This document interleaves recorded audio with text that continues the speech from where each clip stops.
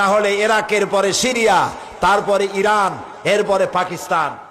মুসলমানদেরকে আজকে চুপ করে বসে থাকতে হবে না, মুসলমানদেরকে ঐক্যবদ্ধ হতে হবে এবং বিশ্ব বিবেককে আবার জাগ্রত হতে হবে। এই পশু শক্তির বিরুদ্ধে ইরাকের উপর থেকে দখলদার সৈন্য তাদেরকে উঠায় দেওয়ার জন্য সারা দুনিয়ার মানুষের চাপ সৃষ্টি করা এখনই প্রয়োজন। এটা যদি না করা হয় তাহলে ইরাকের পরে সিরিয়া, তারপরে ইরান, এরপরে পাকিস্তান। তার দৃষ্টিতে, আমেরিকার দৃষ্টিতে পৃথিবীর সব মুসলমানেরা সন্ত্রাসী, আর শ্যারন নাকি শান্তির পায়রা। শ্যারনরে চিনছেন?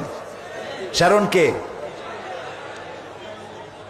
ইসরায়েলের প্রধানমন্ত্রী, শ্যারন নাকি শান্তির পায়রা বলেছে কে? ওইটার নাম আমি নিলাম না। এ নাকি শান্তির পায়রা। তা আমি বলেছি শ্যারন যদি হয় শান্তির পায়রা, তাহলে বিশ্বে অশান্তির শকুন কে?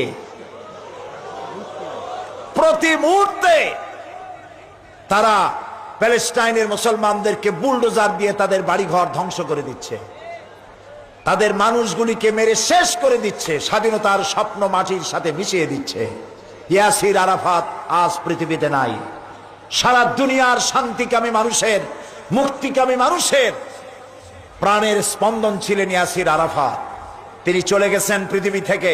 আমরা আশা করব আল্লাহ তাআলা সাহায্য করবেন ফিলিস্তিনিদেরকে, আমরা যেন দেখতে পারি অভিশপ্ত ইহুদিদের হাত থেকে প্যালেস্টাইন আল্লাহ মুক্ত করেছেন।